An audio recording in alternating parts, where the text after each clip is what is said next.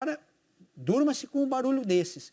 No final das contas, foi isso que eu mais ouvi como uma posição geral de quem não é rubro-negro, né? O Flamengo precisa ser punido porque o Flamengo queria... Gente, isso aí não é assim que funciona. Não é assim que funciona, né? Qual é a prioridade? Os campeonatos? Sim, né? É o que a gente está vendo, né? A decisão do STJD e da CBF pessoas, um segundo assunto. Primeiro assunto, o show não pode parar. E eu acho que a posição inicial do Flamengo, querendo voltar antes, querendo público em estádio, etc., tá embaralhando um pouco a discussão. Isso, nesse momento, na minha opinião, não deveria estar na pauta. Não é esse o assunto. O assunto deveria ter jogo ou não deveria ter jogo? Qual o risco dos jogadores, por exemplo, do Palmeiras, né, de serem contaminados pelos jogadores que testaram negativo, mas podem ser positivos? A gente sabe, né? O próprio Flamengo foi a prova disso. Então, assim, eu acho que a gente embaralhou todas as discussões e a única coisa que interessava a gente discutir não está sendo discutida, que é como é que a gente preserva a vida. Verdade. Inclusive, a gente também tem um trecho da participação do Rodolfo Landim, presidente do Flamengo, no Redação Sport TV, em que ele fala sobre os protocolos da Conmebol. Vamos escutar para a gente também debater aqui. O que aconteceu, e aí coloco em xeque, vamos dizer assim, todo o aspecto de tratamento que o Flamengo tem em relação à doença, tá certo? Foi uma situação extremamente excepcional, que é no protocolo da Conmebol. O protocolo da Conmebol, você testa dias antes, vários dias antes, para você, inclusive, ter autorização de viagem. Então, o seu risco aumenta muito mais, porque a janela é muito maior de tempo do momento em que você faz o teste até o momento que você vai jogar. Você já pode ter jogadores infectados naquele período e você vai viajar com ele desenvolvendo essa doença e podendo transmitir para outros jogadores. Essa discussão do número de jogadores que tem, que não tem, estava todo mundo junto e misturado lá, gente. Assim, e estão isolados. Se chegar na segunda-feira e você testar, se você chegar na segunda-feira, passar do prazo da chegada do voo, se você passar e testar e esse teste for negativo, então é porque ele não pegou. É simples assim.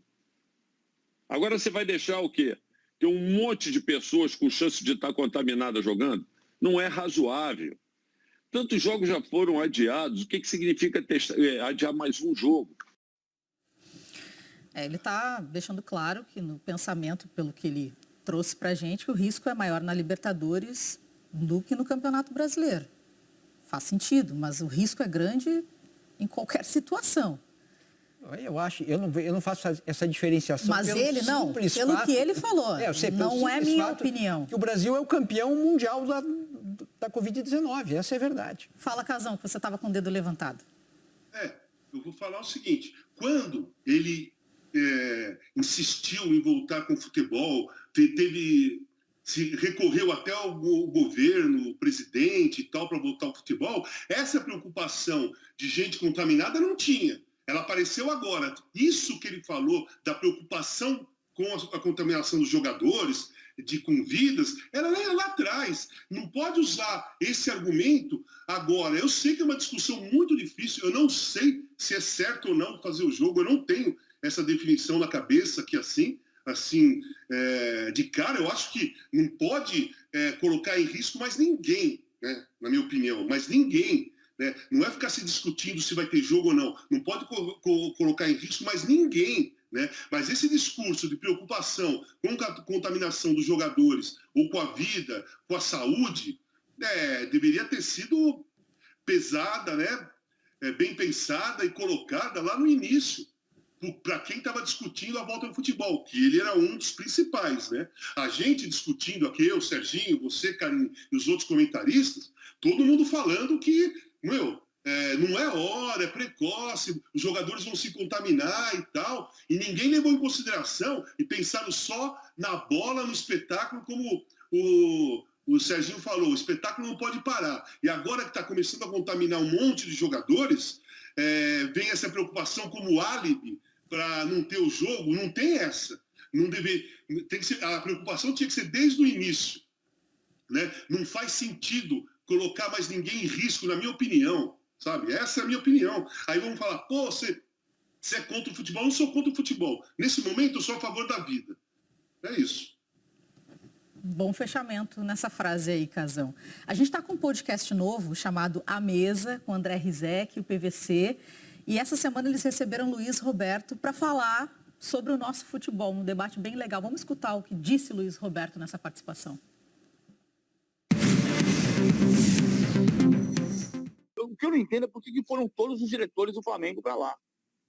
Os jogadores tinham que ir, os diretores não tinham que ir. Claro, mas eu entendo, PVC, eu entendo. O Flamengo, conceitualmente, é negacionista. Esse é ponto. O Flamengo é negacionista. O Flamengo está sendo coerente com o seu negacionismo. Quando o Flamengo pede o adiamento do jogo do Palmeiras, ele não está pensando no coronavírus, ele está pensando só na questão esportiva. Eu não concordo com a questão do Flamengo, que foi, digamos, o grande porta-voz da volta do futebol, do negacionismo, de público nos estádios, e que, enfim, imunidade de coletividade, né, rebanho, né? Até a expressão é ruim até nisso, que não é comprovada cientificamente, que é uma discussão que já causou tanto desgaste, já fui execrado pela torcida do Flamengo, porque ficou claro, o Flamengo foi a Brasília. O Rodolfo Landim, que é um dirigente, ele meio que se compara, não estou dizendo que tá, mas é meio que o Eurico Miranda digital, entendeu? É o cara que lidera, mas ele lidera ao gosto dele. É verdade, Rizé. Ele lidera ao gosto dele. Então esse negacionismo pelo Flamengo, os caras contaminados iam jogar domingo, no conceito do Flamengo. Pode ter certeza, é que o regulamento e as leis não permitem. Então o Flamengo pede adiamento porque ele não quer ter perda esportiva. O Flamengo não está preocupado com o coronavírus. Se domingo que vem pode abrir o Maracanã, abre o Maracanã. Você acha que todas as 20 mil, ou 5 mil, ou 4, ou 7 mil, não sei quantas mil pessoas, de 0 a 20 mil, vamos colocar assim, você acha que vai ter alquinho em gel e cercadinho de 2 metros quadrados para cada um? Fala sério. Declaração muito forte do Luiz Roberto. A gente tem já um intervalo aqui engatilhado, mas só para a gente fechar esse assunto. Negacionismo, eu acho que é o maior problema atual do brasileiro. O Roberto resumiu tudo, né? A preocupação esportiva está em primeiro lugar. E ponto, é isso. Acho que ele gabaritou hoje. Casão, você está balançando a cabeça aí? Para fechar, então. Eu concordei com tudo que o Luiz Roberto falou. E o negacionismo é no país todo, e começou lá de cima, desde lá do começo da pandemia. O negacionismo foi apresentado ao povo brasileiro pelo próprio presidente quando começou a pandemia do coronavírus.